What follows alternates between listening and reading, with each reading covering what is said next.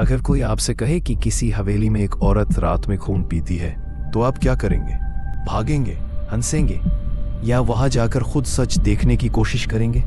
अर्जुन ने यही किया, लेकिन अब वो वापस नहीं आया और हर अमावस्या की रात उसकी चीखें हवेली से बाहर आती हैं। उत्तराखंड के पहाड़ी इलाके में बसा था एक छोटा सा गांव, भैरवगढ़। बाहर से यह गांव शांत और सुंदर लगता था, लेकिन उसके अंदर कई अधजले किस्से दफन थे। गांव का हर बच्चा सूरज ढलते ही घर लौट आता था और बड़े बुजुर्ग दरवाजे पर लोटा भरकर गंगा जल रखते थे। गांव के पूरब में एक पुराना रास्ता जाता था, कांटों, उगे हुए पेड़ों और काई से ढकी पगडंडी के बीच। यही रास्ता ले जाता था उस हवेली तक, जिसे गांव वाले नागिन हवेली कहते थे। लोगों का मानना था कि इस हवेली में कोई औरत है, कोई आम औरत नहीं, एक पिशाचिनी। ये बात आज की नहीं थी, बल्कि करीब 80 साल पुरानी थी। विभा नाम की एक सुंदर लड़की यहाँ रहती थी, जिसकी शादी जमींदार के बेटे से होने वाली थी। गांव की औरतें उसकी खूबसूरती और अलग स्वभाव से चिढ़ती थी। एक दिन किसी के मरने का आरोप उस पर लगाकर उसे डायन कह दिया गया। गांव वालों ने बिना सोचे समझे उसे गांव के बीच जलते अलाव में फेंक दिया। लोग कहते हैं कि मरते वक्त विभा चिल्ला रही थी, मैं लौटूंगी और तुम्हारी रूहों को साथ ले जाऊंगी, और वो सचमुच लौटी। साल 2023 में अर्जुन सिंह नाम का एक यूट्यूबर, जो भारत के भूतिया स्थानों पर वीडियो बनाता था, भैरवगढ़ पहुंचा। उसका चैनल हॉन्टेड इंडिया काफी मशहूर हो चुका था और वो हर महीने किसी डरावनी जगह की खोज करता था। इस बार उसकी नजर पड़ी नागिन हवेली पर। उसे जब गांव वालों ने मना किया, तब उसे और ज्यादा दिलचस्पी हुई। एक बुजुर्ग औरत ने बस इतना कहा, बेटा, वहां जाने वाले लौटते नहीं, और अगर लौटे भी तो इंसान नहीं रहते। अर्जुन ने अपनी सारी रिकॉर्डिंग और रात की शूटिंग के लिए तैयारी की। उसके साथ उसका दोस्त रोहित भी था, जो तकनीकी सहायता करता था।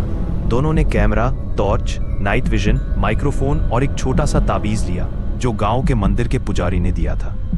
रात के 11 बजे दोनों बाइक लेकर हवेली की ओर निकल पड़े। जैसे जैसे वो रास्ता पार कर रहे थे, पेड़ अजीब तरह से झूम रहे थे। हवा चल रही थी, लेकिन आवाज नहीं थी। रास्ते के किनारे कुछ मुंडेरों पर पुराने दीपक जलते दिखे, जिनमें आग नहीं थी, लेकिन लपटें थीं। बाइक एक मोड़ पर खुद ही बंद हो गई। रोहित ने घबराकर कहा, भाई चलें वापस? अर्जुन बोला, अब यहाँ तक आए हैं तो थोड़ा देख ही लेते हैं। हवेली के पास पहुंचते ही दरवाजा खुद ही धीरे धीरे खुल गया। दरवाजे की आवाज कान में नहीं, सीधे दिल में लगी, जैसे किसी ने दिल पर नाखून घसीटे। अंदर का अंधेरा लाइट से भी गहरा था। दीवारों पर अजीब आकृतियां बनी थीं और हर कोने से कुछ फुसफुसाहटें सुनाई दे रही थीं। वो आ गया, अभी जिंदा है, अब ये भी जलेगा। फर्श पर राख बिखरी थी और कुछ जगहों पर पुराने बाल। अर्जुन ने कैमरा ऑन किया और रिकॉर्डिंग शुरू कर दी। उन्होंने एक कमरा खोला, जहां एक पुराना आईना रखा था। अर्जुन की परछाई उसमें दिखी, लेकिन रोहित की नहीं। अर्जुन ने घबराकर कहा, तेरी परछाई कहाँ है? रोहित ने चौंक कर देखा, क्या बकवास कर रहा है यार। कैमरे के लेंस से देखने पर उनके पीछे एक औरत खड़ी थी। लंबे गीले बाल, उल्टे पैर, आंखों में खून और होंठ सिले हुए। अर्जुन ने जैसे ही कैमरा हटाया, वो गायब थी, लेकिन कमरे का दरवाजा खुद ही बंद हो गया। तभी फर्श से एक हाथ निकला, जले हुए मांस से ढका हुआ, और अर्जुन की टांग पकड़ ली। रोहित चिल्लाया, भाई भाग, लेकिन अर्जुन की आंखें धीरे धीरे काली पड़ने लगी। उसकी पुतलियों में आग दिखने लगी। वो औरत अब सामने थी। उसका चेहरा धीरे धीरे इंसानी शक्ल से खोपड़ी में बदलने लगा।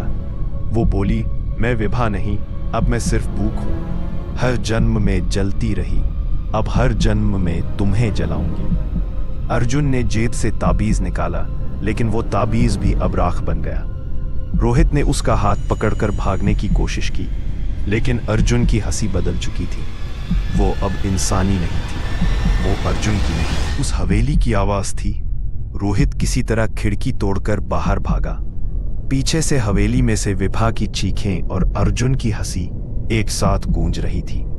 3 दिन बाद गांव वालों को हवेली के पास एक टूटा कैमरा मिला। कैमरे में एक ही रिकॉर्डिंग थी। अर्जुन कैमरे की ओर देख रहा था, मुस्कुरा रहा था, लेकिन उसकी आंखें नहीं थी। कुछ हफ्तों बाद एक और यूट्यूबर, नीरज वर्मा, वहां आया। उसने सुना था कि 2 लोग वहां से गायब हो चुके हैं। उसने भी वही गलती की। और अगली सुबह गांव वालों ने हवेली के दरवाजे पर खून से लिखा देखा और किसे भेज रहे हो। अब हर अमावस्या की रात हवेली से दो परछाइयां दिखती हैं, एक आदमी की और एक औरत की, और हवेली से धीमी आवाज आती है, मैं लौटी थी, अब लौट के जाने का वक्त तुम्हारा है। अगर आपको लगता है ये सिर्फ एक कहानी है, तो कभी भैरवगढ़ जाकर नागिन हवेली के सामने एक मोमबत्ती जलाकर विभा का नाम लेना, शायद जवाब वहीं से आए या कोई तुम्हारे पीछे से।